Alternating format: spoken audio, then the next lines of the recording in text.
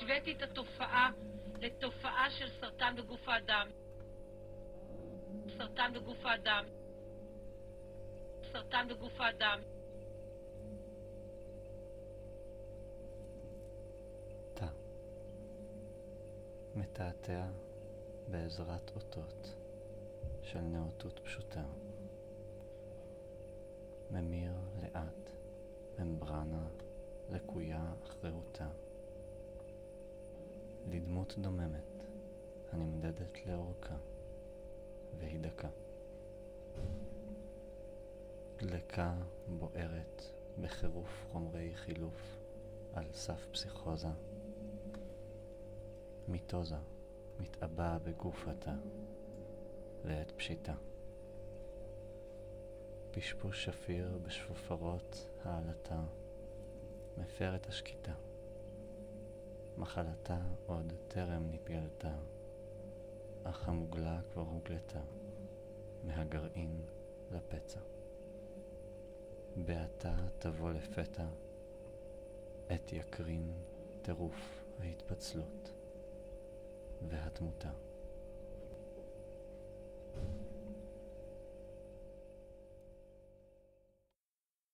סרטן בגוף האדם.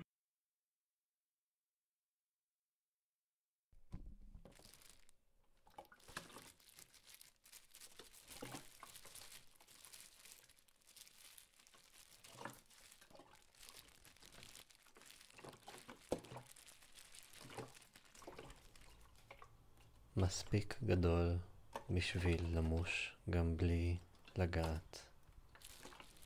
לא מספיק מורגש בשביל לדאוג.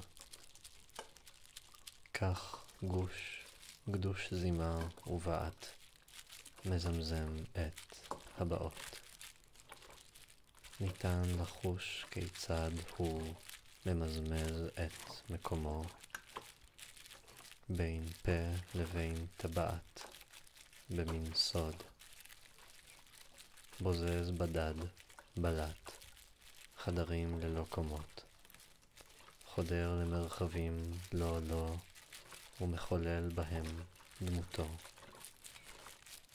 ריקוד בהמותו גוזל את ממונם של ממדי חלל ומבזבז במכוון את כל הזמן. על אף שלא הוזמן, הוא לא יוזז מפה. עוד לא מספיק בשביל לדאוג, אך מאדים בכל גירוד. הדם בוער באגמים, אך המפלס רדוד. רצוי לרדות בגדוד של התאים האדומים, להאשים אותם באי-ציות על הציטוט לעצבים. אך בינתיים השיוט ממשיך. היעד עוד אבוד.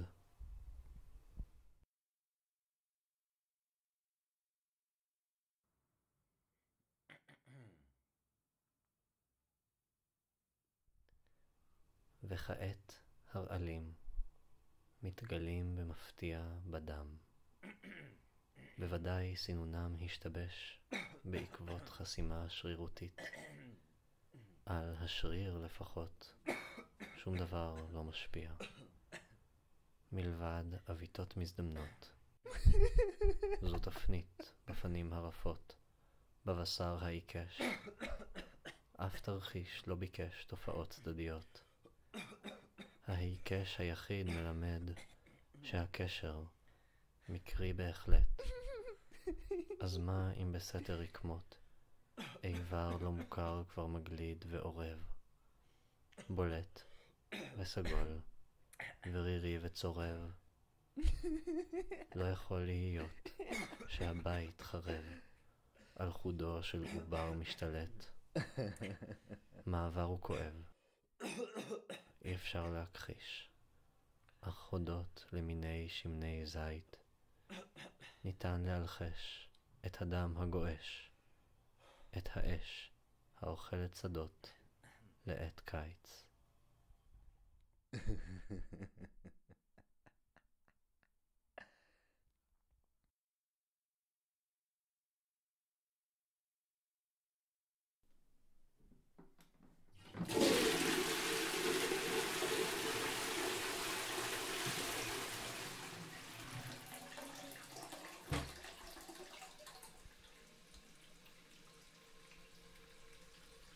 כבר מספר חודשים שנוזלים חדשים גוששים בדריכות את דרכם אל הפתח.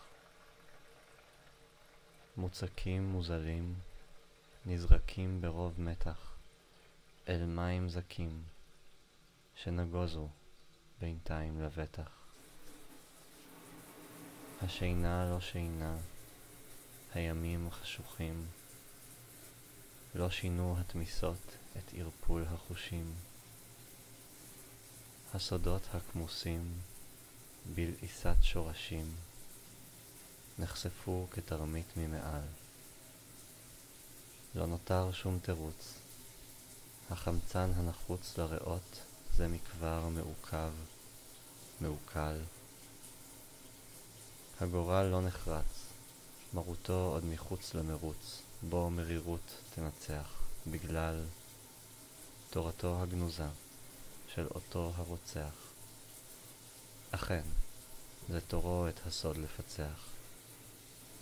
זהו תור הזהב לזרימת כימיקל.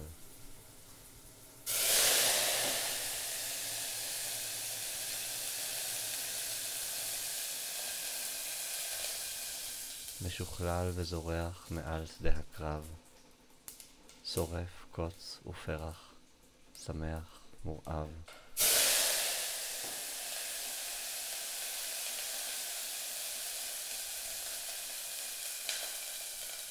נשגב מעדת שערות ושיניים, שנון ומסיר דאגה מלבב, ואת כל האנזימים מתוך המעיים דוחף בקור רוח לאורך הגב ונרכב.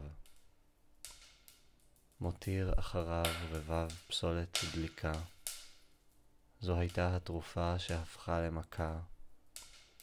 בדקה לא שפויה קל לראות נקודות של תורפה, והפער גדל בין הגוף לכישוף, לשריפה.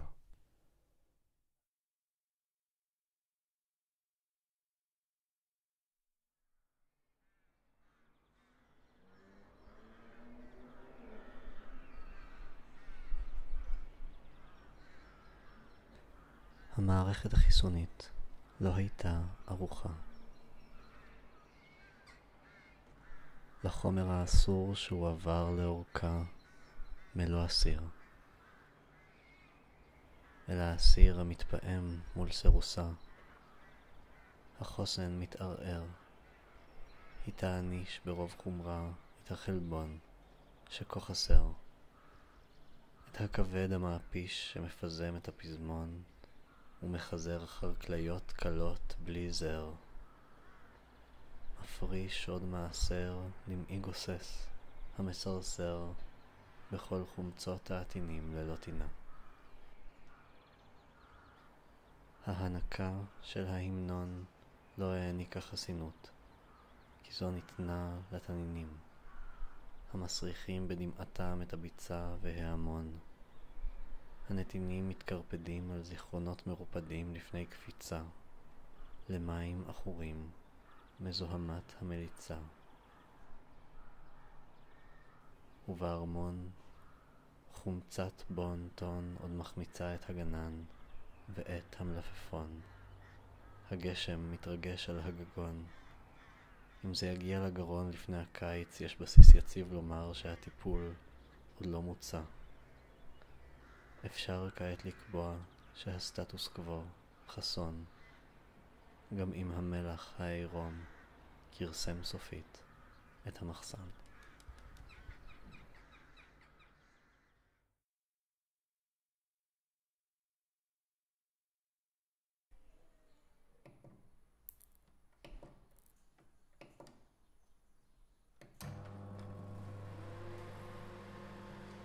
אנחנו עוברים ממקום למקום, מעיר לעיר, משכונה לשכונה, נותנים עוד נשק ועוד נשק ועוד נשק ועוד נשק ועוד נשק ועוד נשק ועוד נשק. נשורת רדיואקטיבית, תקשורת נאו-פיקטיבית, שאיפת עשן, בריאות נטושה, פוסט-טראומה מורכבת קולקטיבית, קנאות עמוקה, יתרת זכות עתיקה, גנום חולה ומקולקל, מגוון טעויות בהרכב התזונה, חוסר איזון במשקל, חשיפה לשמש, לאומיות ורגש, דת ומדינה, תאוות נקם.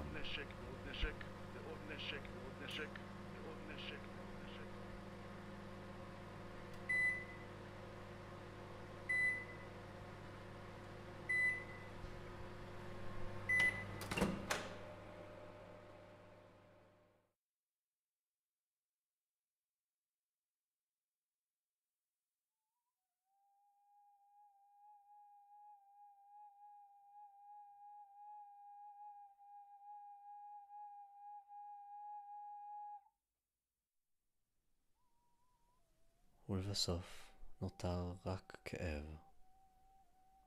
אבן עומדת בלב המדבר, צווחה ממושכת של מים על חוף, גובעת הרי בסופו של דבר. הרי חול ואפר חולפים מכל עבר, דמעה מתאבנת על פנים קשות סבר. רק גוש שצלח בגירוש שאר העדר, מולך על שדה שנחרש ונבער, חורך מרעב וכבר לא מזדון, נתח נוסף מבובת הבשר. ראוי לומר רק למען הסדר, זו לא אשמתו, הוא רק זה שנשאר. אכן, לבסוף רק הסבל נשאר.